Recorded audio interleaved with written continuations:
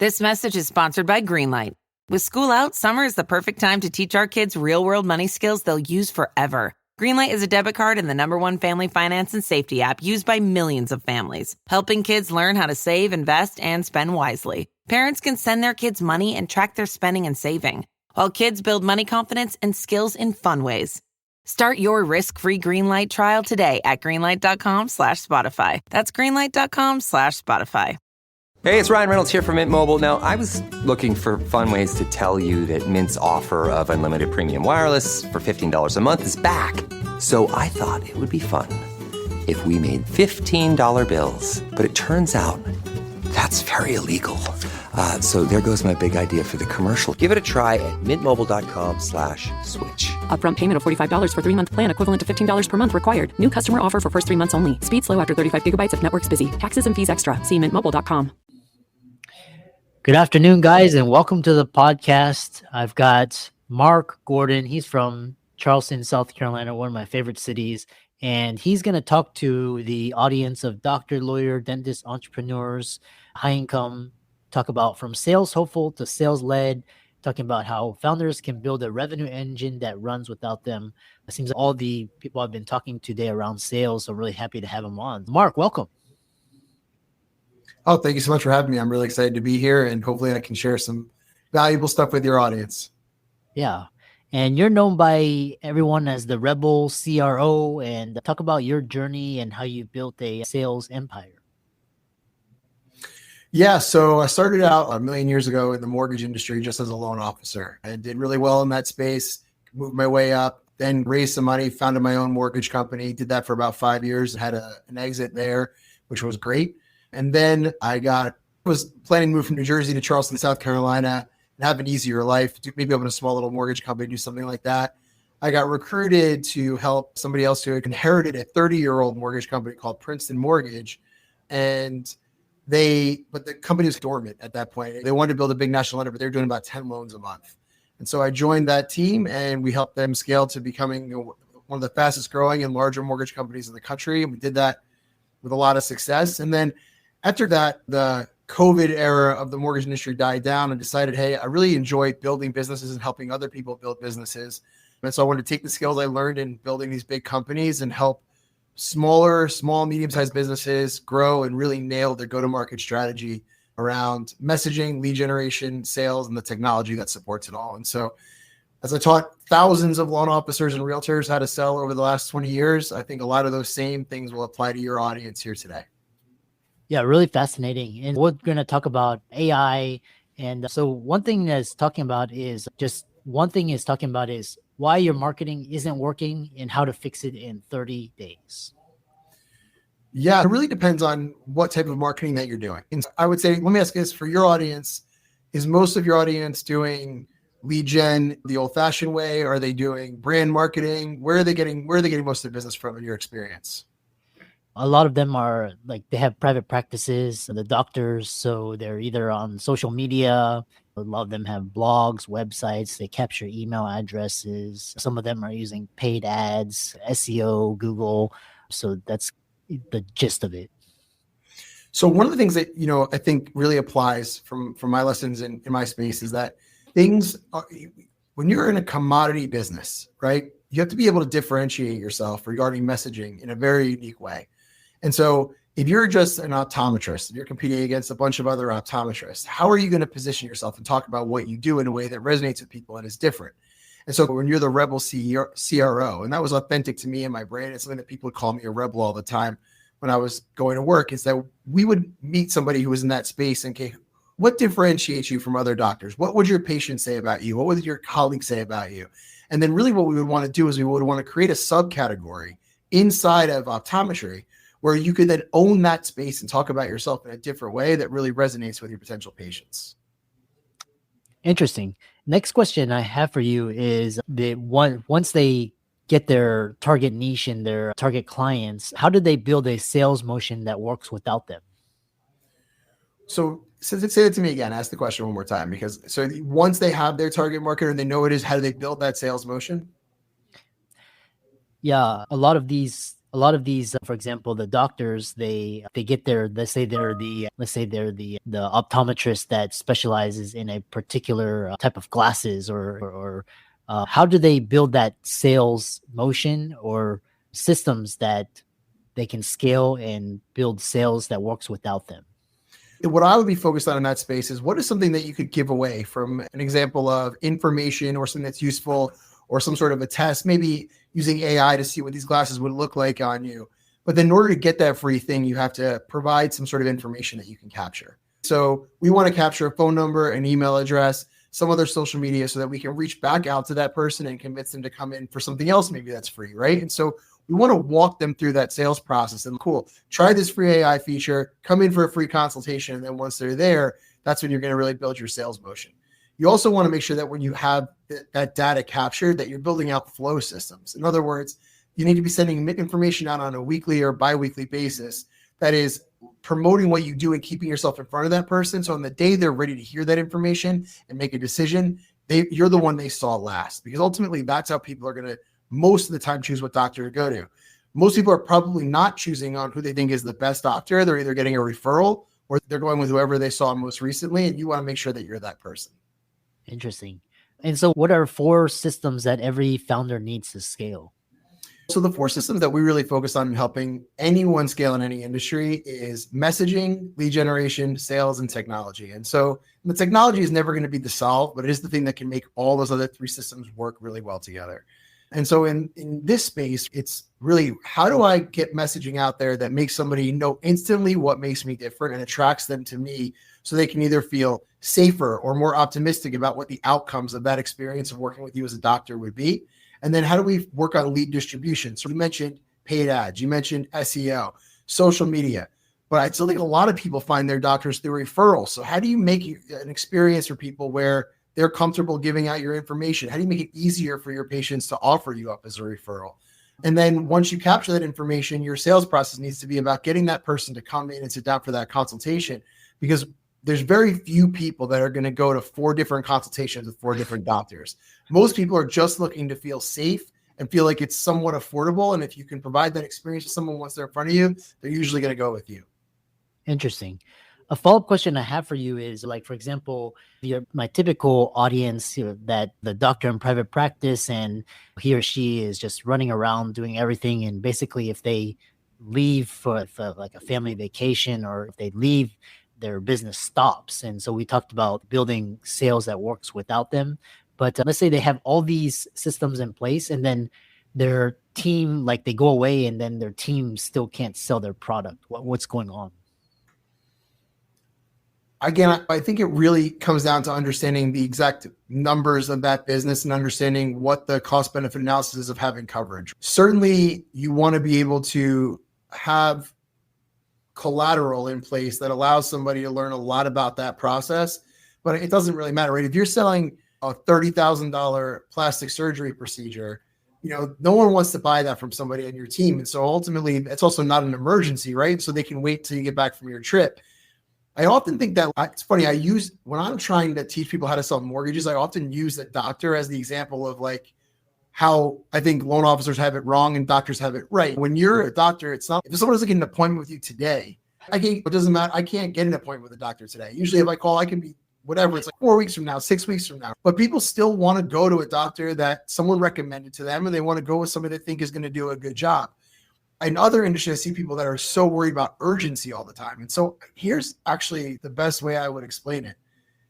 I actually don't think that people expect to be able to get everything they want exactly when they want, especially when it comes to a field like medicine. I think what people really want is someone who's going to be very clear about what the expectations should be, and then they're going to do what they say they're going to do. And so if I say to you, hey, I'm on vacation for the next 2 weeks, but I'll get back to you on Monday the 16th, is the morning or the afternoon better? And they put in morning, and then you do it, you're going to build the credibility that's going to lead you to differentiate from most other doctors, right? And so I think if you're holding yourself to a standard of being always available for everybody, you're going to drive yourself crazy, but you're also going to let people down. I think it's much better to set proper expectations for people and say, listen, this is how this process works, and then make that fit with how you want to run your business. If you are in a space where time is of the essence, then I think you need to staff appropriately for that. And you're going to have to ask yourself, hey, can we offshore some of that? Can we partner with somebody else to cover the time when I'm out and have those relationships set up? But These are the types of problems that separate average business owners from good business owners. And what I would encourage people to do from a mindset perspective is say, hey, these problems are not unique to me. It's not happening to me. And actually, this is the opportunity in me running this business. And so if you're listening to a podcast as a doctor to see how you can get more business, then first of all, you're already ahead of the game. You're thinking about the right stuff, right? And the second thing is that every time there's something like this that shows up as an opportunity, it's really just another way for you to be able to differentiate from your competition and solidify your business if you can solve that problem economically. Interesting. Another key idea on this that I want to discuss with you is right now we have the art of AI, and how is that affecting? Because traditionally, like these algorithms, they govern the social media algorithms. And then, for example, for a long time, it was Google and SEO and search. But now, personally, for example, like at the beginning of the year, I used Google like 90%. By August now, I'm using ChatGPT 70% of the time. Google just doesn't give me good answers anymore. So how should people be looking at artificial intelligence, either in marketing or building systems? Should they be eliminating positions and saving themselves money? I'm curious. I think, I'll give you my own personal experience. If you believe everything that you see online, you would think that you're super behind the ball if you haven't already fired half of your team and figured out how to automate it and the phones answer themselves and all this other stuff. In practicality, and by the way, I sell to SaaS companies, to AI companies I work with and partner with, fintech companies. I don't see any of them having that stuff figured out. What I will say is they are all using AI to make their teams much more efficient and to get a lot more work done faster, and certainly to answer questions and get the answers for things that they would normally need to hire an expert for, but maybe they can figure that out on their own. And so I think we're a little bit far away from like suddenly automating everything. And it's certainly, if I was a doctor, I'm not trying to be a pioneer when it comes to AI, right? We have this saying like settlers get fat and pioneers get slaughtered, right? And so once there's proof of concept, once you know somebody in your network and you believe, and they're believable and they're like, hey, we use AI to do this, then it's time to sit down and look into it, because you don't want to fall behind. But you don't want to, people have a very special relationship with doctors in the medical profession. I don't think you want a substandard AI product to get in the way there. Now, if we can use AI to make it so that the person doing your booking or your online tools, whatever it is, like that can be optimized 100%, do stuff like that. But I don't think it's a fix all yet. Now, when it comes to the search engine question you asked specifically, here's just what we really noticed. With Google, it was a lot of backlinks and a lot of different specific word things that you were looking for in terms of making sure that you ranked. With AI, what we're seeing is first, it's hyperlocal, and the more hyperlocal you can make your search, particularly, the better off that you're gonna be. But also, it's very award-based, or having other people saying really nice things about your business. And the higher that person's credibility is, the better off. But also what we've noticed that even doctors may not be aware of this, but in the business community, there's an epidemic of people paying to win awards, right? It's like everybody that you see that is like on Forbes, I was featured on Forbes, they paid for that. That was not, Forbes didn't pick them. So secret's out, okay? But what we're finding is that the AI still values that stuff. Even all the fake awards, the paid for awards, the newspaper said, if you have a bunch of awards on your website, we're finding that your name comes up first in a lot of these different searches. And so if you're a doctor and you can get the best of this or the best of that, or have somebody ranking you, what AI is looking for is some way to justify you showing you as the best. And they haven't really sorted out what that means yet. And so what they're really looking for is awards and other people saying it. And so the first thing I would work on is making sure you're getting your reviews up, right? You want to have those reviews. You want to have those 5-star reviews. That's the standard. But then are there those other awards in your industry that maybe even if you're not paying for them, but that you can apply for, that if you can win those awards, it's going to deliver that credibility. And I think the AI systems are going to favor those people, at least for the foreseeable future. Interesting. I love how you're describing it, is because basically this automated social credibility score, trust score. And I know, like, for example, for doctors, you're quote America's best doctors, but you pay to be on that list. So it's just a form of advertising. It's exactly, it's the same in every industry. I sell to a lot of IT services companies. And when I go, hey, ChatGPT, who are the 5 best IT services companies in this area? The companies that we see coming up are the ones that have a bunch of awards on their homepage. And I know that that's the one thing I can find that's like a common link, is that hey, we were named the best buy. And if AIs, they were named the best buy, then they must be the best. And I think there's a lot of that right now. So that would be like a very easy, low lift that I would do if you're trying to make that happen, is go get some awards for yourself and make sure that you're bragging about it on your homepage. Interesting. For a lot of business owners or operators, they're operating in chaos and they're listening to this. They want to get the clarity. Talk about go-to-market rehab for growth stage startups. Yeah. So one of the things that blew my mind, the problem that I initially discovered that made me pursue this was I kept running into founders who were brilliant. People graduated from MIT, California Institute of Technology, Berkeley. And I would be like, tell me about your company. And I would get one of two types of answers. I would get an answer that was like, hey, our total addressable market is this, and we have all these different people that we can help. And it was like this hey, you're not trying to raise money for me, so I don't know why I'm being pitched about how good your idea is. What do you do? And they couldn't tell me. And then I would get the other side of it, which is they would get to the nitty gritty of like how it worked. It's like we have this next gen AI, and what it does is it pulls from this. And it was like, guys, you've already lost me and everyone else. And so I kind of have this mom test, right? It's like, if I can't call my mom and in 2 sentences tell her what I do where she'll get it, or more importantly, I can't call your mom and tell her in 2 sentences and she'll get it, then you have a messaging problem. And we found that for whatever reason, doesn't matter how hardworking these people are, how smart they are, when they're in the business and they're working on how the product works and how to raise money, they get locked into that and they forget how to just talk to their customers. And so one of the things that we really do is figure out how can we create creative language to differentiate what you do. In the mortgage industry or real estate, we have to differentiate. Everybody's selling the exact same stuff, right? And how do we differentiate that message in a way where within 2 sentences, everyone's going to know what we do and what makes us special. And they're going to know what we do. And when I say what we do, I mean how we help people achieve X. And so we come in and we start with that. Then we start with the distribution of that message. How do we get it from the right people at the right time? And then we give them a sales process, which is really what sales is in 2025. It's not anymore, hey, we became friends, or hey, I convinced you to do this thing. What people expect in 2025 is for a moment where they go, I never thought of it that way before. And so if you can get somebody to say, wow, like you taught me something today, now I value you differently than the commodity you're selling me because I learned from you when we have these interactions, and that builds trust and it makes me move towards you. As a doctor, you're sitting down with a patient. If I can make them think about what's going on in a way they hadn't thought about it before, or in a way that, hey, if you fix this, here are all the other things that are going to make a difference in your life. Or worse, if you don't fix this, here are the things that are going to go wrong, right?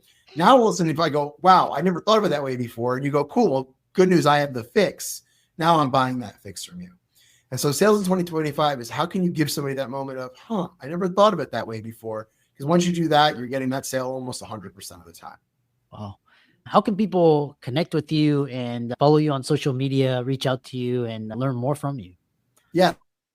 So first, our website is igtms.com. You can see me there. My LinkedIn is Mark D as in Douglas Gordon. And my Instagram is Mark Douglas Gordon, or maybe that's backwards, but either way, Mark D or Mark Douglas Gordon on both of those. We post constantly. And by the way, my phone number is up on my LinkedIn. You can reach out, text, or call. No matter what stage you're in, if you feel like you're in a place where you need help with your go-to-market strategy, and again, with that core 4 that we've been talking about, we're happy to help. And again, maybe you're not the right fit for our business right now. Most of the time we're working with mid-sized companies, but either way, we can point you in the right direction, or at least get you in front of a marketing team that can really help you with some of the basics. We're happy to help anyone in the space that needs help or in any space. And I really appreciate you having me on so I could share my message with your audience. I hope they found it valuable. Excellent. Thanks so much for coming on. And I really enjoyed this conversation. Thank you, man. I appreciate it.